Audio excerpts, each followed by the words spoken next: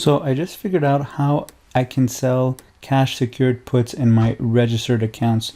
So TFSA, rrsp, or resp. So technically you cannot sell puts in registered accounts. There's a way where you can sell something that does almost the same thing, and I'm going to show you right now. So just for fun, let's look at Tesla. Let's look at the option chain and let's look at the December 4th expiry. And you can see if we come to the 655 strike, which is what the stock is trading at, you can see that the put side is trading for about $40 and the call side is trading also close to $40. Now, say you wanted to sell a cash secured put. Just going to click add all strikes here. So say you wanted to sell the 500 strike, you wanted to sell the 500 put for next week, for December 24th. You could see that from the put, you collect $4.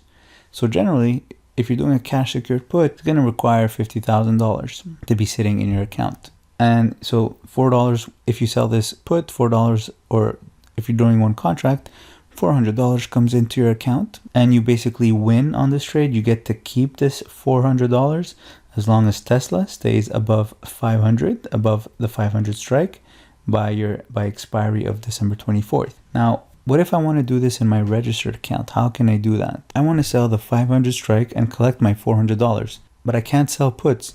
So what is my option? So the only option in a registered account is to sell that covered call, but at that same strike. Now let's go see what that gives us. So if I look at the 500 strike, you can see that the last traded price is 159. So we're going to use that. And you can see the stock was trading at 655.9. So if I buy 100 shares of the stock at 655, then I go ahead and sell the 500 strike and collect $159. I sell the 500 call to collect $159. So minus 159, because I'm collecting that 159 right away. That means my net debit for the trade is 496.9. Now, what happens now? So if Tesla stays above my 500 strike, which is my call option, if it stays above 500 by December 24th, my shares are going to get called away. So I'm going to end up selling my shares at this strike of 500. So if I sell my shares at a strike of 500 because Tesla's trading above 500 at expiry, then what's my profit? My profit is 500 minus 496.9, or let's just say 497. So my profit in this case would be $3. 500 minus 497. So I basically collect $300 in a registered account by selling an in the money covered call at the same strike that I had the intention to sell the cash secured put at. And it's the same behavior. As long as the stock stays above my strike, I no longer own the shares and I keep the premium. So first thing you notice is, how come I can collect $4 from the put side, but if I do the covered call, I only collect $3? Well, sometimes the puts have more value than the calls, and sometimes the calls have more value than the puts. Also, this is not live, it is not real time, so 159 is the last traded price, but maybe I can actually collect more than 159. But it doesn't change the concept. If you can't sell your put in a registered account, you can do the exact same thing, but do it with a in the money covered call. As long as your numbers make sense, as long as your net debit is lower than the strike that you're selling the call at, the difference is the premium that you would be collecting if you sold that put. Now I'm just using Tesla as an example. Obviously this is a big stock, so it's a lot of capital. The idea is the same with whichever stock you use. And I'm using Tesla because premiums are high on Tesla, so it's easy to visualize. So the definition of a cash secured put, if I sell the 500 strike, if I sell the 500 put and the stock is trading below my put at expiry, then basically in theory, I'd end up with 100 shares of that stock at 500. So if I do the in the money covered call at a 500 strike and the stock is trading below 500 at expiry, I'm going to end up keeping my shares. So at the end of so after expiry, if the stock is trading above 500, in both cases, if I sold the put or if I sold the in the money covered call, I end up with shares. It's just with the covered call, I started off with shares and I end up keeping them. With the put, I started off with no shares, just money sitting in my account. And then I ended up having to buy 100 shares at that strike. But if you don't want to own the shares and you want your shares to get taken away, then that's why you go in the money, to give yourself a good chance that the stock is trading above your strike in the case of a covered call, and your shares will get taken away at expiry. And you're left with the premium. Your profit becomes the premium. Now, I want to visualize a scenario where I sold the cash secured put, but it got breached, and I don't want to be put 100 shares. I don't want to end up with 100 shares. So what's great about selling puts is that you can roll the puts for additional credit to avoid getting assigned 100 shares. So to visualize this scenario, I'm going to pretend like I had originally sold a put on Tesla at 700, and right now it's in the money, of course, because Tesla is at 655. So I'm going to assume that I had sold a 700 put on Tesla, and it's going to be in the money tomorrow. So I want to take action. I don't want to end up with 100 shares of Tesla at 700. So what I could do is I can roll it.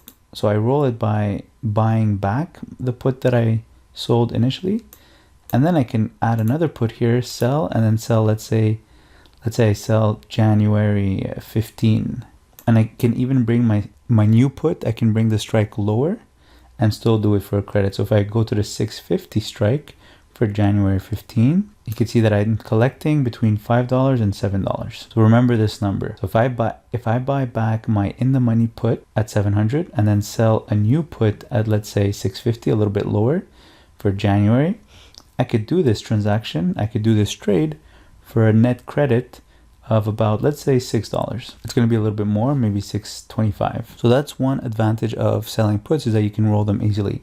Now, if I'm telling you that you could do the same thing with covered calls, what if my initial call was 700 and now my call is out of the money because the stock dropped below my call?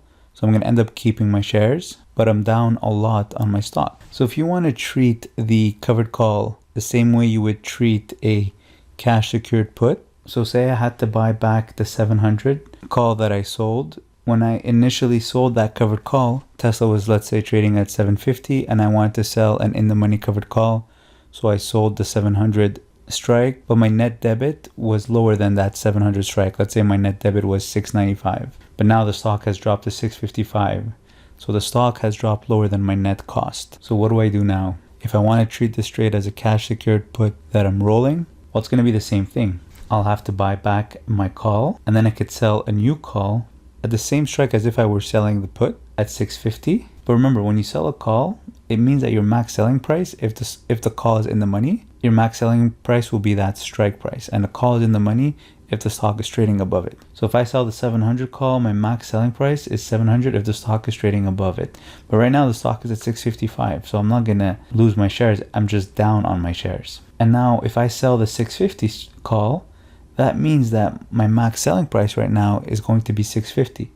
So I'm gonna lose $50 on my net cost, on my cost basis. But guess what? I'm collecting a credit of almost $56. So I'm losing $50, but I'm collecting $56. So what am I left with? I'm left with a $6 credit, which is the exact same credit as that put. If I were rolling the put, I could have rolled it for a $6 credit. And now if I'm rolling the call down, I'm getting a $6 credit as well, because I'm losing $50 on the cost basis, but I'm collecting a net credit of $56.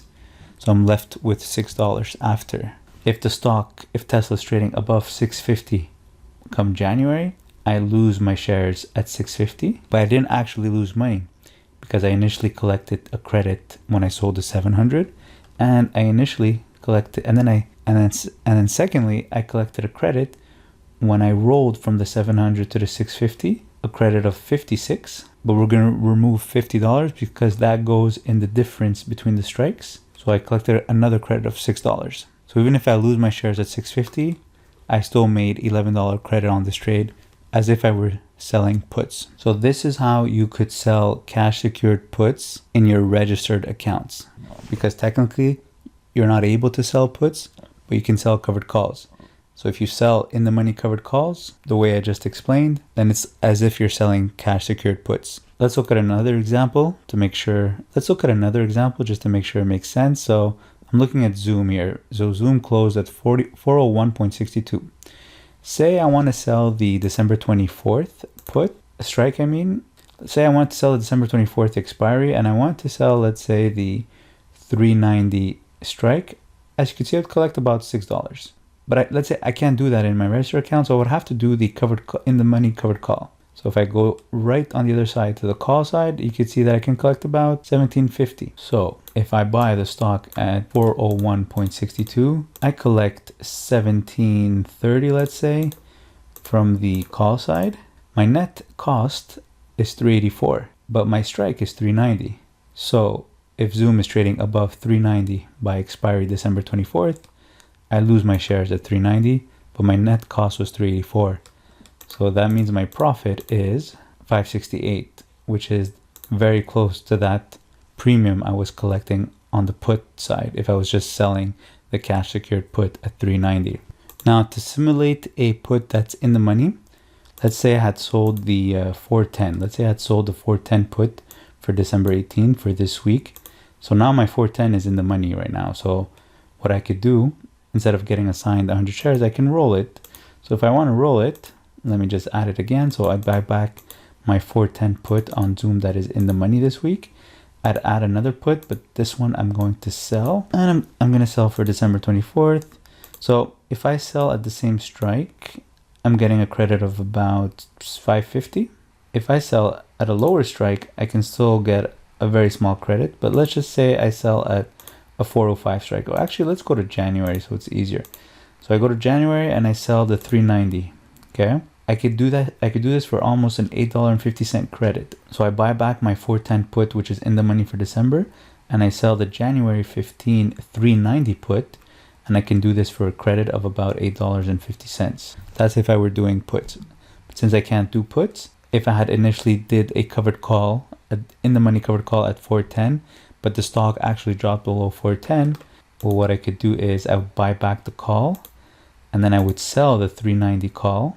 So I'm losing $20 on my possible selling price of my shares, but I'm collecting $29.